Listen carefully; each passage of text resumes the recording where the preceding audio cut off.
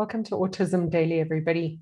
Hope that it's not too noisy today. I can hear a lot of rumbling in the background with teachers and students. So today's talk is about the early signs that a parent, should be looking out for. And, this is something that, you can go onto the internet, you can go and Google it, and you can go and kind of find lists and lists and lists of signs that could indicate that your child may or may not have an autism spectrum.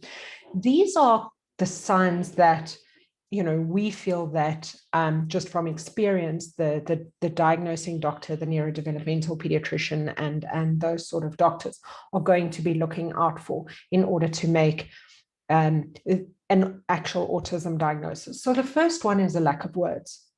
People, if your children are not talking by the age of 24 months, 2 years, it is a cause for concern. It's probably a little bit more of a cause for concern if your child has started speaking and then around the age of 2.5 years of age, they lose their words. This third one would be just loss of babbling or lack of babbling around about the age of 12 months. If you go back to one of our Autism Daily talks where we speak about at what ages, autism can be diagnosed, you'll understand why it's so important to keep a track of these kind of development milestones for your kids.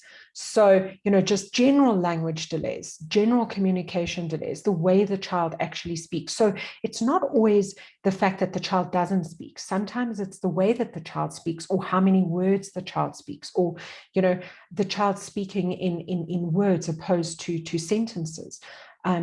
Children that don't ask questions or don't answer questions. Maybe there's things like echolalia, or so echolalia is hello, how are you? How are you? I'm fine. That's another element that we can look out for. We can also look out for things like scripting, which is, where the child is kind of memorizing scripts. They're looking at televisions, they're listening to mom and dad talk, and then they kind of repeat these sentences at random, but it's not really functional language. So it's not kind of language that's coming from kind of within the child. It's almost like the child has memorized this. So that's kind of that general delay. You as a parent will know. I can guarantee you that. And it's probably the first thing that parents actually notice is that language or speech delay. Social challenges. How the child is integrating into social groups, how the child is playing, when mom and dad goes to a restaurant, how the child is playing with siblings, brothers and sisters, how the child is actually reacting towards you as the parents or the grandparents. Just that in kind of, that whole social situation for the child.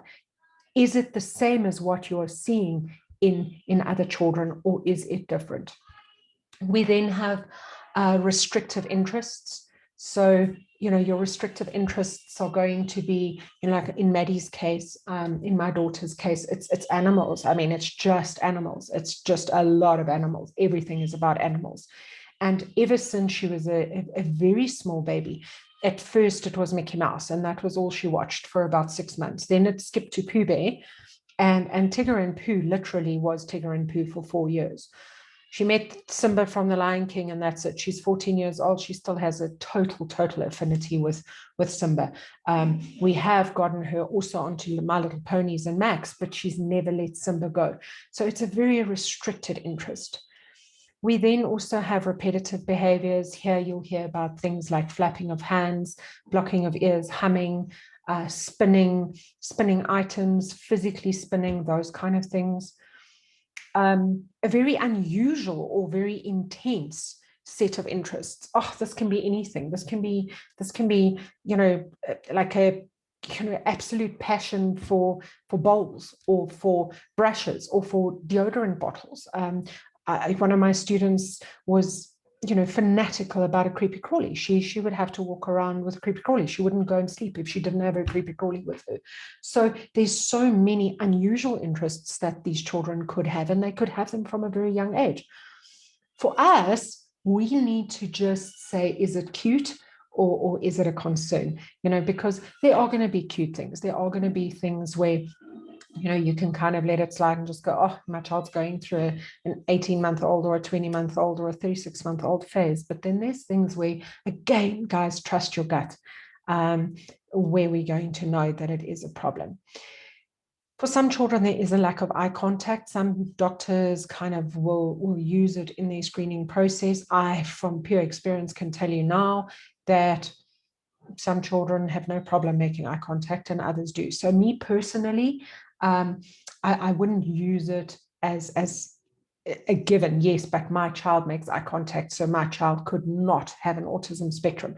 That's just something that you can look out for. If you kind of notice that, your child is not really looking at you or following your finger or, instruction or following, activities, and they're not really looking at where it is and those sort of things, yes, it would be a sign. Not waving goodbye is another one. Some children do wave goodbye. They have no problem with it, but it could be one of them. So my daughter did make eye contact for a while, then stopped making eye contact. Then she started making eye contact again. Then she stopped. Now she does, like, in the most intense, incredible way. And then days or weeks will go by where she won't look at me. So for her, eye contact has been a problem for the last 14 years. The same with waving. She never waved goodbye. She never, ever waved goodbye. It was like, I always thought, maybe it's because she's been with me 24/7, 365. But it turns out that wasn't the case. So these are kind of little things that we notice that, just pay attention to them, moms and dads. Just notice them and actually make note of them. I mean, I remember things like noticing, I think Maddie was like maybe a year old and she was sorting balls into like those big balls in a ball pit. She was sorting them in colors. And I was going, oh, my child's a genius. You know what? It's not what normal developing 1-year-olds would necessarily do. So that's something that you notice. And when you start filing it with the fact that she's not speaking, she's not waving, she's not pointing, she's not making eye contact, maybe she's lining up toys, then all of a sudden those signs become a possible autism spectrum disorder. So there are many signs. And, with autism being such a big development disorder, we need to just trust our guts. Mom, Dad, if you're worried about something, trust your gut. Please, I beg of you, don't turn to social media with, oh, but my kid's lining up toys. Is it normal? Oh, my child isn't talking at 24 months. Will he start talking? You know what, Mom, if you're worried enough about it, if you're worried enough about the fact that your child isn't speaking, that you feel that you're going to put a post onto a motherhood group to ask people about advice, you should be worried enough to get your child to a speech therapist. Go and see the professionals. And remember one thing, the quicker you get help for your child, the quicker you start autism or just early intervention in general for your child's delays, the better the long-term prognosis. It's not as scary as what you think it is. There's a beautiful community of professional, very helpful people out there that, can help your child. All you need to do is identify that your child has got a problem and get your child the help. I hope you've enjoyed today's session and have a good afternoon. Thank you so much for joining us.